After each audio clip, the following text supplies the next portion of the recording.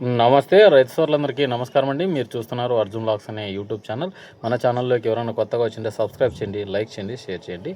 ఈరోజు తారీఖు చూసుకున్నట్లయితే 28వ తారీఖు 7వ నెల 2026వ సంవత్సరం.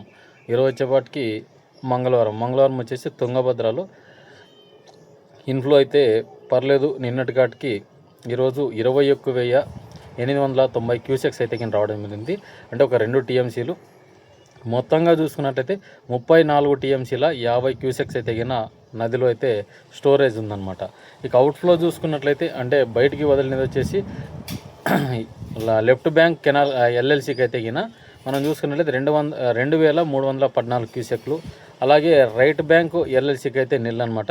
అలాగే లెఫ్ట్ బ్యాంకు ఎల్ఎల్సీకి కాకుండా రైట్ బ్యాంకు లో లెవెల్ కెనాల్కి అయితే వదలడం జరిగింది. ఇవి వచ్చేసి 1,200 చిల్లర క్యూసెక్స్ అయితే వదలడం జరిగింది అనమాట ఈరోజు వచ్చేపాటికి.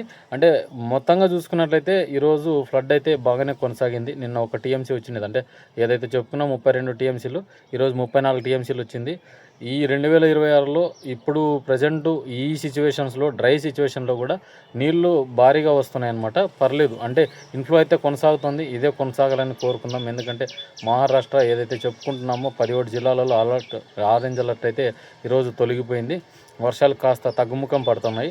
ఎందుకంటే పైన మనం చూసుకోవచ్చు, వర్షాలు ఎగువనున్న ప్రాంతాలలో వర్షాలు అయితే తగ్గడం వల్ల ఈ సిచ్యువేషన్ అయితే కనిపిస్తూ ఉంది.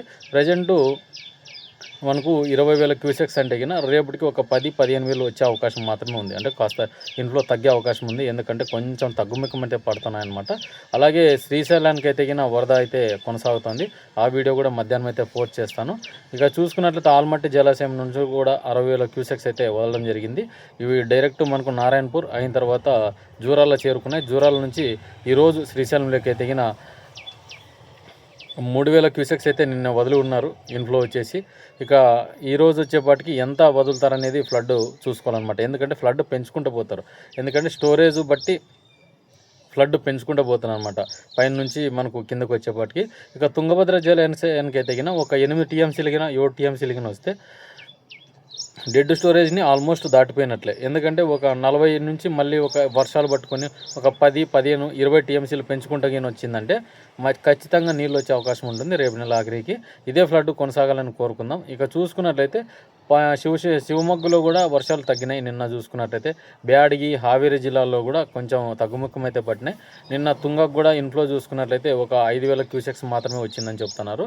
అది మళ్ళీ రేపటికి ఏమన్నా ఈరోజు వర్షాలు పడి మళ్ళీ పెంచుకుంటూ పోతే డైలీ ఇన్ఫ్లో అయితే కొనసాగుతుంది. ఒక 350 కిలోమీటర్ల మేర నదికి రావాలన్నమాట, భద్రా నదికి. అందుకే కొంచెం డిలే అవుతుంది. దానికోసం మనకు క్యూసెక్స్ అనేవి ఒకరోజు ఇడిచి ఒకరోజు ఎక్కువ లేకుంటే తక్కువ అనేది కనిపిస్తుంది అన్నమాట ప్రజెంట్ సిచ్యువేషన్. ఈ రోజుకైతే కొన్ని 34 టీఎంసీల 50 క్యూసెక్స్ అయితే మా తుంగభద్ర నదిలో అయితే ఉందన్నమాట ప్రజెంట్ స్టోరేజ్.